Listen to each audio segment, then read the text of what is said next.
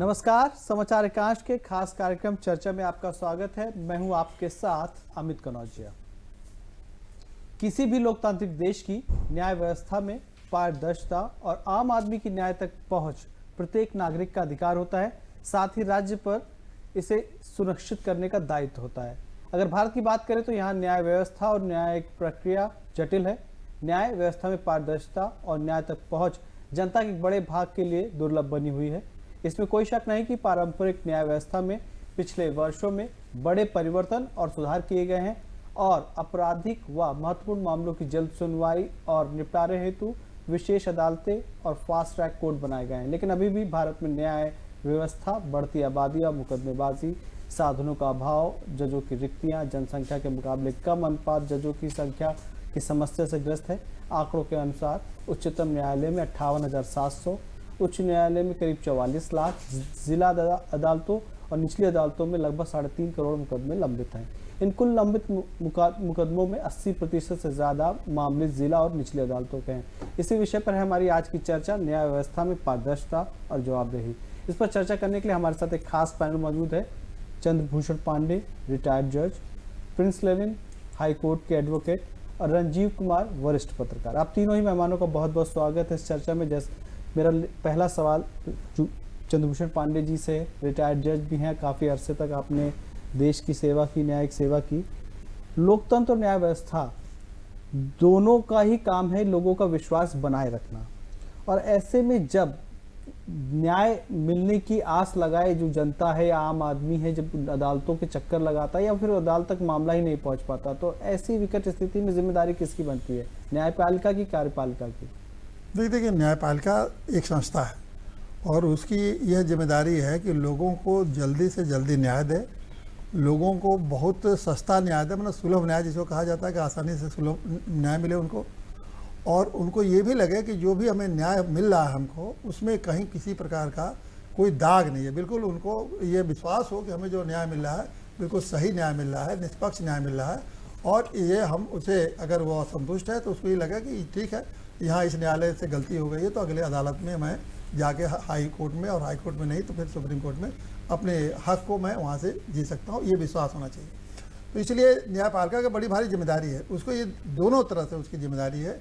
एक तो उसमें जनता का विश्वास बनाए रखना, और दूसरी ये जिम्मेदारी है न्यायपालिका की कि लोगों को जल्दी से जल्दी न्याय देना। आज जो स्थिति बन रही है देश में कि लोगों को जल्दी से जल्दी न्याय नहीं मिल रहा है, ये तो बिल्कुल साफ है। चाहे लाख इतनी कोशिशें की गई, बहुत सारे सुधार किए गए, आपने खुद बताया कि बहुत सारे सुधार किए गए, फिर भी उसके बावजूद भी लोगों को न्याय जल्दी नहीं मिल रहा है। हालत ये है कि 20-25 साल लग रहा है, सामान्य मुकदमे में 3 साल 4 साल लग जाते हैं, जबकि 3-4 साल ही बहुत है। सामान्यतः न्याय 6 महीने में, साल भर के अंदर उनको न्याय मिल जाना चाहिए। लेकिन जो विश्वास का जो सवाल है वो तो एक बहुत बड़ा सवाल है। उस पर तो फिर सारी न्यायपालिका को अपने आचरण में बहुत बड़ा बदलाव करना पड़ेगा, अपने तौर तरीके में बदलाव करना पड़ेगा, अपने जो कार्य करने की पद्धति है उसमें बदलाव करना पड़ेगा, तब ये जाकर लोगों का विश्वास जमेगा। विश्वास अगर लोकतंत्र में, अगर न्यायपालिका के प्रति विश्वास जरा भी कम हुआ तो उससे न्याय को तो मिलेगा नहीं। इससे इस व्यवस्था में जो लोकतंत्र की व्यवस्था है वो पूरा का पूरा जो आधार है लोकतंत्र का वो न्याय है, और उस न्याय व्यवस्था में न्यायपालिका का बहुत बड़ा महत्व है। मैं समझता हूँ अगर इसमें जब विश्वास को तोड़ा गया तो बहुत नुकसान होगा, और इस दिशा में बहुत काम करना है। न्यायपालिका को इस दिशा में बहुत गंभीरता से सोचना चाहिए। प्रिंस जी, आप एडवोकेट भी हैं, वकालत करते हैं। जैसा कि आपने चंद्रभूषण पांडे जी को सुना, वो कह रहे हैं कि न्यायपालिका की महती जिम्मेदारी है कि वो भरोसा बना रहे। लेकिन चुनौतियां क्या हैं जो पारदर्शिता के ऊपर अक्सर सवाल उठते हैं? क्योंकि लगातार आम आदमी जब पहुंचता है तो कई बार तो पहुंच ही नहीं पाता है।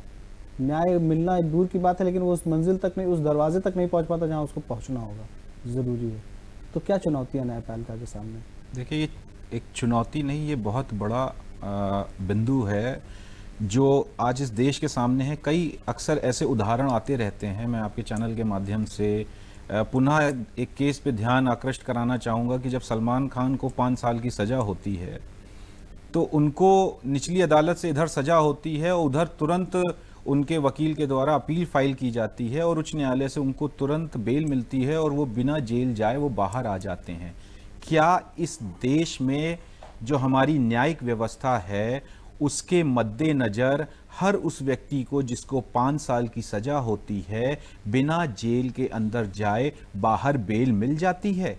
इस प्रश्न का जो जवाब है वो पुनः एक बहुत बड़ा प्रश्न चिन्ह पूरी न्यायिक व्यवस्था पर खड़ा करता है कि कहीं ना कहीं हमारी न्याय व्यवस्था आम और खास में फर्क करना जानती है।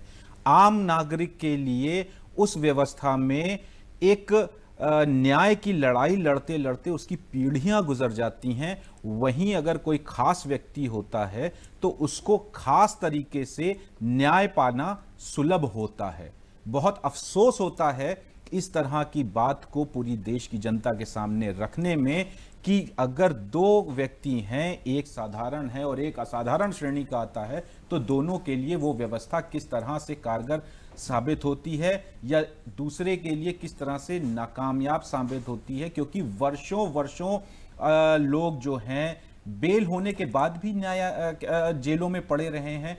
ऐसे भी उदाहरण सामने आते हैं कि सजा तक खत्म हो गई है, वो व्यक्ति भी जेल में पड़ा हुआ है, चाहे बिहार की जेल हो, उत्तर प्रदेश की जेल हो।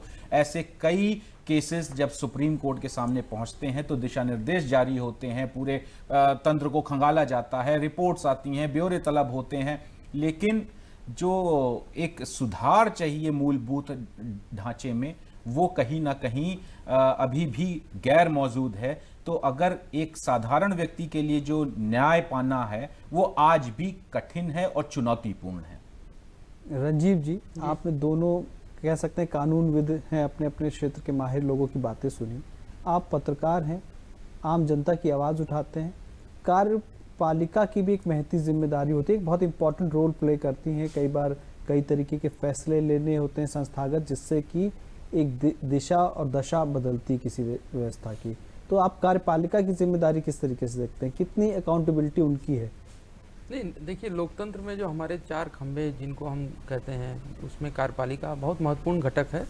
और अगर कार्यपालिका निष्पक्ष नहीं होगी, जनता के हित के लिए काम नहीं करेगी, तो फिर बिल्कुल सारी व्यवस्था जो है वो चरमरा कर ढह जाएगी। इसलिए कार्यपालिका की जिम्मेदारी बहुत ज़बरदस्त है, बहुत ज़्यादा है, क्योंकि देश को अगर आगे ले जाना है, देश को अगर आपको विकास के पथ पर बढ़ाना है, तो कार्यपालिका को ही बहुत बहुत सुचारू रूप से अपनी जिम्मेदारी निभानी पड़ेगी। क्योंकि जो गतिमान देश तो तभी होगा ना जब कार्यपालिका भ्रष्टाचार से मुक्त हो, जनता की जो जुड़ी हुई आवश्यकताएं हैं उनको वो अपनी प्राथमिकता पर रखे, पारदर्शी व्यवस्था हो, तभी कार्यपालिका ठीक से काम कर पाएगी। क्योंकि आज का जो चर्चा है आपकी, जो कि उसमें न्यायपालिका का संदर्भ है, कार्यपालिका के हाथों में रूल्स एंड रेगुलेशन बनाने की जिम्मेदारी है, लेकिन कई बार ये देखने को मिला कि कार्यपालिका और न्यायपालिका ही आमने सामने हो जाते हैं कुछ मुद्दों पे, जिसकी वजह से ये जो गिनतियां हैं केस की वो एक अलग जगह है, लेकिन व्यवस्था बनाए रखनी है, किस दिशा में जाना, उसी मुद्दे पे ही अगर कार्यपालिका और न्यायपालिका के बीच में मतभेद या किसी तरीके का हो जाए, तब आप क्या, मैं उस जिम्मेदारी की देखिए, जीवंत लोकतंत्र में बहस तो होगी, चर्चा भी होगी, और जो संस्थाएं हैं वो आपस में भी अपने अधिकारों को लेकर के सचेत भी रहेंगी और एक दूसरे पर सवाल भी उठाएंगी। लेकिन इसका बिल्कुल ध्यान रखना चाहिए, जो भी संस्थाएं हैं लोकतंत्र को ठीक से सुचारू रूप से चलाने के लिए, कि कहीं हितों का टकराव ऐसी जगह पर न चला जाए कि आम जनता उससे प्रभावित होने लगे। तो आप देखेंगे कार्यपालिका और जो न्यायपालिका में जो मतभेद के कई सारे बिंदु आते हैं। अब 70 साल की हमारी आज़ादी में जो बाकी जो 3 संस्था हैं, चाहे वो कार्यपालिका हो, चाहे विधायिका हो या मीडिया हो, वो कई तरीके के सवालों के घेरे में आई है। न्यायपालिका के प्रति भारत की जनता के मन में अगाध आस्था है, वो मानकर चलती है वो हमारे साथ न्याय करेगी। लेकिन अगर आप देखें तो न्यायपालिका के अंदर से ही अब कई सारे सवाल उठने लगे हैं कि हमारी न्यायपालिका में कुछ चीज़ें ऐसी हैं जिनको हमें ठीक करने की आवश्यकता है। अभी आपने देखा होगा इलाहाबाद हाईकोर्ट के एक जज महोदय ने भी एक चिट्ठी लिखी थी, जिसको लेकर बहुत विवाद भी हुआ। तो कार्यपालिका भी जैसे कॉलेजियम का मुद्दा है, ये एक ऐसा मुद्दा है जो न्यायपालिका और कार्यपालिका में टकराव का सबसे अहम बिंदु है। तो मुझे लगता है कि ऐसे जो विवाद हैं, इनको दोनों संस्थाएं अगर बैठ करके निपटा करके समाधान पहुंचाएं, आम जनता के मन में भरोसा ज़्यादा पैदा होगा।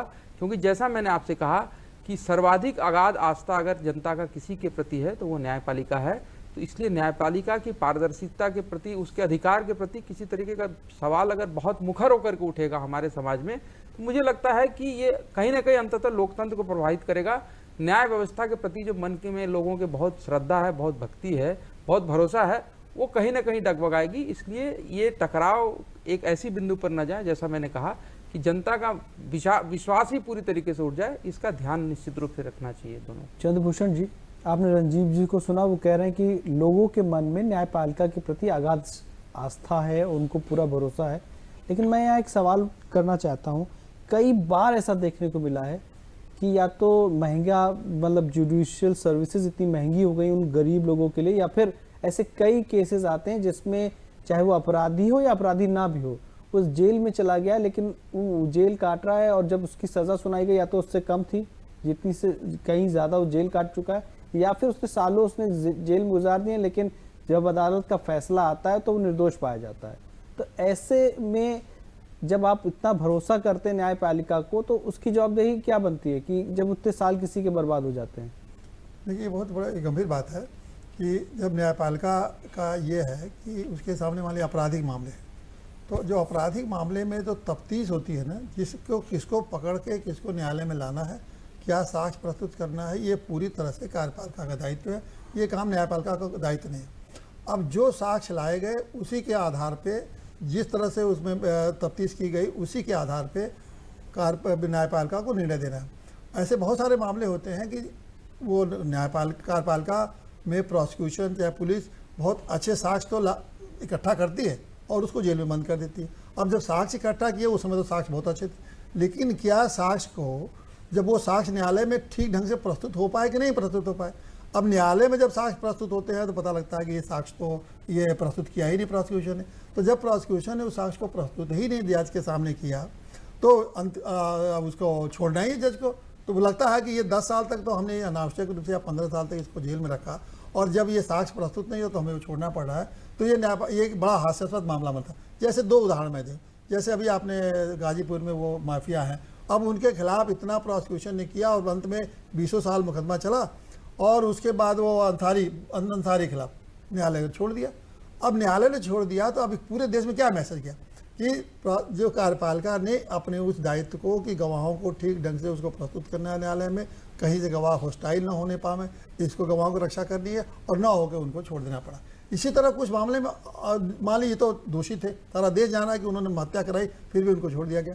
कुछ मामलों में इसी तरह क्या होता है कि जिसमें वास्तव में दोषी रहते हैं, दोषी नहीं रहते हैं, और प्रोसिक्यूशन उनको किसी कारणों से उसको फंसा देती है और बाद में उनको साक्ष्य मिलता नहीं है, सही लोग साक्ष्य नहीं दे पाते हैं, तो उसमें उनको छूट जाना पड़ता है। तो ये कार्यपालिका, देखिए न्यायपालिका ठीक है, अपना काम दायित्व तो उसके पास है, उसकी पारदर्शिता रखना, जल्दी न्याय देना, लेकिन उसको जो फीडिंग है ना, जैसे उसको इन ऊर्जा जो मिलती है वो तो कार्यपालिका से मिलेगी। इंफ्रास्ट्रक्चर उनको देना है, जजेज की संख्या उनको बढ़ाना है, और ये लगे कि जब वो जजेस के अपॉइंटमेंट में जल्दी से जल्दी अपॉइंटमेंट हो, विलम्ब ना हो, जगह पद खाली है तो इनको भरना है। ये सब तो कार्यपालिका का। अगर कार्यपालिका सुविधा नहीं देगी, जजेस की नियुक्ति नहीं करेगी समय से, जजों की संख्या नहीं बढ़ाएगी, या गवाहों की रक्षा नहीं करेगी, या लोगों में जो जल्दी से जल्दी जो गरीब हैं उनको न्याय पाने के लिए कुछ आर्थिक सहायता नहीं करेगी, तो लोग न्याय के आस्था में तो कमी होगा। तो आज ये स्थिति हो गई है। बहुत सारे गरीब लोग हैं और जो जिनका कोई नहीं है, जो अच्छे ढंग से पैरवी नहीं करा पाते हैं, बड़े वकील नहीं खड़ा कर पाते हैं, उन लोगों ने यहाँ पे धीरे धीरे आस्था खत्म होता जा रही है। कह रहे भाई तो हम लोगों के लिए है नहीं,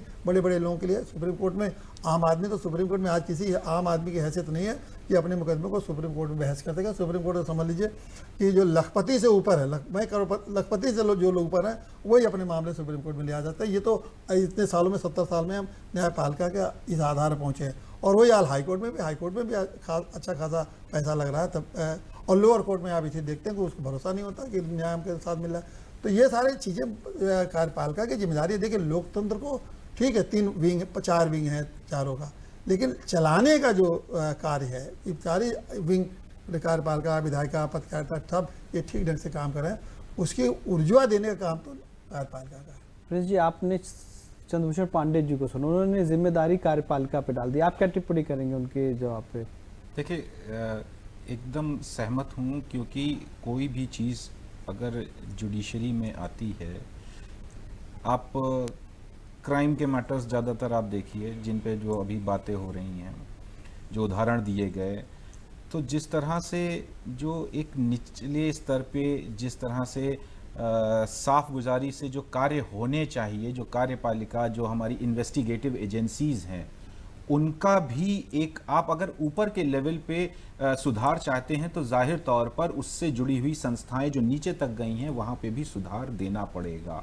हमारे यहाँ जो क्रिमिनल जूरिस्प्रूडेंस है, वो जो पूरी प्रक्रिया है, जो सबूतों का जो जिस तरह से पेश किए जाना, कई केसेस में देखते हैं कि मनगढ़ंत आरोप लगा करके बदले की कार्रवाई के चलते लोगों को आरोपी बना दिया जाता है। कई बार देखने में आता है कि लोगों को, प्रभावशाली लोगों को बचाने की नीयत से सबूतों को तोड़ मरोड़ कर पेश किया जाता है या सबूतों को नष्ट होने का समय प्रदान किया जाता है। तो ऐसे केसेस में जो दोषी व्यक्ति हैं उनके ऊपर कार्रवाई होनी चाहिए, उनकी जिम्मेदारी फिक्स होनी चाहिए कि अगर कोई इन्वेस्टिगेटिंग ऑफिसर गलत तरीके से सबूतों का आकलन करके किसी को चार्जशीट करता है कि जिसके तहत उसको वर्षों अपनी न्यायिक संघर्ष करना पड़ता है, न्यायालय के चक्कर लगाने पड़ते हैं, उसके जीवन की क्षति होती है, तो ऐसे जो इन्वेस्टिगेटिंग ऑफिसर्स हैं उनके खिलाफ कार्रवाई का प्रावधान होना चाहिए, इम्यूनिटी नहीं दी जानी चाहिए। वहीं दूसरी तरफ अगर कहीं किसी व्यक्ति के साथ अन्याय हो रहा है तो उसको त्वरित न्याय भी मिलना चाहिए। उसके लिए ये जो हमारे समाज में बहुत बड़ा भेदभाव चल रहा है, जो आम और खास के बीच का फर्क है वो हम मिटा नहीं पाए हैं। किताबी बातें, बयानों में बातें वो अपनी जगह पर हैं, लेकिन जो यथार्थ धरातल पे जो सत्यता है वो कोसों दूर है कि एक साधारण व्यक्ति के लिए न्याय पाना आज भी बहुत कठिन लक्ष्य है। क्योंकि अगर आप, जो अभी सीबी पांडे जी ने कहा कि अच्छा वकील, बड़ा वकील, उनकी उपयोगिता कहीं ना कहीं है। क्यों बड़ा वकील आने पे सुनवाई का पूरा दृष्टिकोण बदल जाता है? क्या ऐसा था सलमान खान के 5 साल की सजा में उनको सेम डे बेल दे दी गई, वहीं किसी एक दूसरे व्यक्ति को अगर 5 साल की सजा होती तो उसको सेम डे बेल क्यों नहीं मिलती है?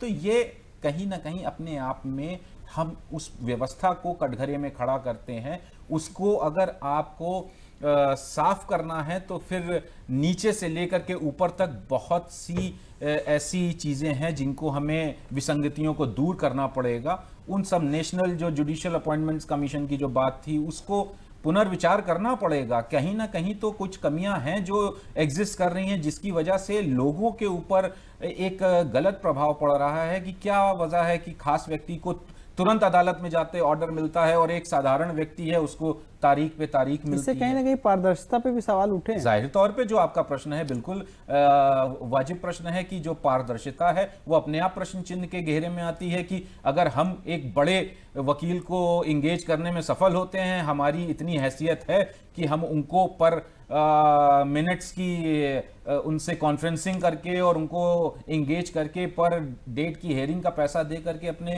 केस में जज के सामने उपस्थित करा करके ऑर्डर ले सकते हैं। वहीं दूसरी हाथ पे अगर हम ऐसी व्यवस्था में ऐसा वकील नहीं ला सकते हैं और एक साधारण व्यक्ति को खड़ा करते हैं तो उसकी तो सुनवाई नहीं होती। हमारे साथ रंजीव जी भी है। रंजीव जी, अभी हाल ही में ये जो सुप्रीम कोर्ट, हाल ही में क्या ये पिछले साल हुआ था कि सुप्रीम कोर्ट में एक जनहित याचिका दायर की गई थी। उसमें कहा गया था कि जो कार्यवाही है सुप्रीम कोर्ट की कुछ खास मुकदमे, उनकी कार्यवाही का प्रसारण भी किया जा सकता है। कहीं ना कहीं वो एक, उन्होंने कहा था कि सुप्रीम कोर्ट दिखा सकता है, ये कहीं ना कहीं पारदर्शिता को दिखाने की बात। और दूसरी बात ये कि ये जो मुकदमे जो चल रहे हैं, कुछ तो जो है अभी तक लंबित है, लेकिन कुछ जो चल रहे हैं निचली और फास्ट ट्रैक अदालतों में, उनकी मॉनिटरिंग को लेकर के आप क्या कहेंगे कि क्या उनकी भी कहीं मॉनिटरिंग होने का संभावना है? क्योंकि यहाँ तो सुप्रीम कोर्ट ने बोल दिया कि चलिए आप लाइव प्रसारण कर सकते हैं, अभी तक हालांकि हुआ नहीं, लेकिन जो छोटे छोटे वो अदालतें हैं वहाँ जो, देखिए लाइव प्रसारण ठीक है, अच्छी बात है, लेकिन लाइव प्रसारण से समस्या का समाधान नहीं होगा। उनको पारदर्शिता, ताकि उनका कहीं ना कहीं कहना था कि उन्हें कि जो लोग दूर दराज से आते हैं वो अपने, उनको पता चल सके केस में क्या, उनके जो वकील हैं उनको पता चले कि उनके वकीलों का प्रदर्शन कैसा है। खास तौर पे ये बात कही उन्होंने। नहीं, चलिए अच्छी बात है, पारदर्शिता उस तरीके से आ जाएगी। लेकिन जैसा आपने कहा कि जो निचली अदालतें हैं उनमें जो लंबित मामले, अभी आपने जो आंकड़े भी दिखाए तो सर्वाधिक मामले जो हैं वो निचली अदालतें और जिला अदालतों में लंबित है।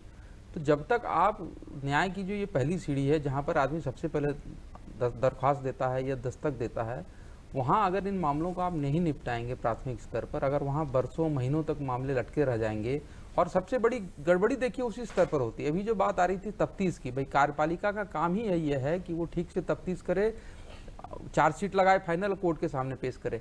तो आप ये समझ लीजिए कि ये जो निचली अदालतों में जो इतने लंबित मामले हैं, यही बताता है कि कार्यपालिका कहीं ना कहीं पर अपने काम में सफल नहीं हो रही है, और न्यायपालिका को जो उसके सपोर्ट की आवश्यकता पड़ती है कि वो त्वरित न्याय हो सके, चीज़ें तेज़ी से आगे बढ़े, तो उसमें कहीं ना कहीं ये चीज़ें गड़बड़ कर देती है। इतने सारे लंबित मामले हैं, ये तो एक पहलू हो गया। दूसरी बात है कि जो पारदर्शिता की आपने बात की, ठीक बात है, आप लाइव प्रसारण कर दीजिए, लोगों को ये पता चल जाएगा, लेकिन बात घूम के फिर तो वही आ जाएगी ना कि ये जो मैंने आपसे कहा कि 70 साल में बाकी सारी संस्थाओं के प्रति लोगों का व्यवहार, लोगों का भरोसा धीरे धीरे छिजा है, कम हुआ है।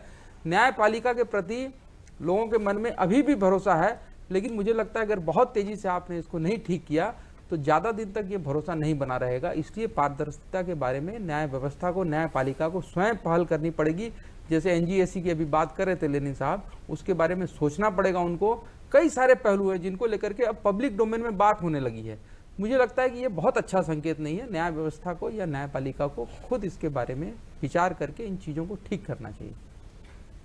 सी पांडे जी, समय कम है लेकिन मैं संक्षिप्त टिप्पणी चाहूँगा। जवाबदेही न्यायपालिका की कितनी है उन मुकदमों के लिए जो चल रहे हैं, क्योंकि जिसमें तारीख पे तारीख मिलती है, उनकी कार्यवाही पे क्या कोई मॉनिटरिंग होती है या होती रही है पहले से? देखिए, मॉनिटरिंग तो ये कागज़ पर सब होती रहती है, कोई ऐसा नहीं है। ये तो बहुत लंबी लंबी बातें होती हैं और बड़ी बड़ी ऊंचे आदर्श की बातें होती हैं, मॉनिटरिंग होती है। लेकिन सच्चाई यही है ना कि सच्चाई यही है कि चाहे जो मुकदमे चल रहे हो, आज अगर एक मुकदमे की तारीख है, आज की स्थिति में 2 महीने के बाद उसकी तारीख लगेगी। अब कितना उसकी 2 महीने के बाद क्या स्थिति हालात होगी, फिर दूसरी तारीख 2 महीने के बाद लगेगी। तारीख ब तारीख तो चल रहा है, इसमें कोई सुधार नहीं हुआ है, और इसी नाते इसी कारण लोगों के हताशा बढ़ रही है। और जो एक बात में आपने जो ये कार्रवाई को दिखाने की बात कही, ये बता रही, पार्लियामेंट की सारी कार्रवाई देश के लोग देख रहे हैं, वहाँ दिखाया जाता है। क्या किसी एमपी का आचरण बदला? और आचरण बदला क्या? स्पीकर को भी आपने देखा आज हम कहने क्या उनकी अपमानित किया? पूरा देश देख रहा है, तो क्या कुछ सुधार आया? तो न्यायपालिका में भी कैमरा लगा देने से मैं नहीं समझता हूं कि लोगों को न्याय मिल जाएगा, बल्कि कैमरा लगाने से ये भी पता लगेगा कि जो आस्था है न्यायपालिका पर, वो न्याय पर आस्था वो भी घट जाएगी। क्या यहाँ यही सब होता है क्या कि जब साहब उनको बड़े प्रेम से बात कर रहे हैं, दूसरे वकील को डांट रहे हैं, तो लिखेगा जनता देखेगी एक वकील साहब तो डांट रहे हैं एक जज साहब, और दूसरे वकील को खुश कर रहे हैं, तो लोगों की आस्था और घट भी सकती है। बड़ा रिस्की काम है, चीज़ें सोच समझ के इस पर काम करना चाहिए। बहुत बहुत शुक्रिया आप तीनों ही मेहमानों का, प्रिंस लेनिन जी, सीवी पांडे जी, रंजीव जी। तो हमारे साथ तीनों मेहमान जुड़े जिन्होंने भारत में न्यायिक व्यवस्था के ऊपर अपने अपने विचार रखे और बताया किस तरीके से जो देश की जनता है उसका जो भरोसा है वो न्याय व्यवस्था पर बना रह सकता है, और किस तरीके से हमारे देश को आगे ले जाने के लिए ये देश की न्यायिक व्यवस्था आगे काम करती रह सकती है। तो फिलहाल चर्चा में इतना ही, धन्यवाद।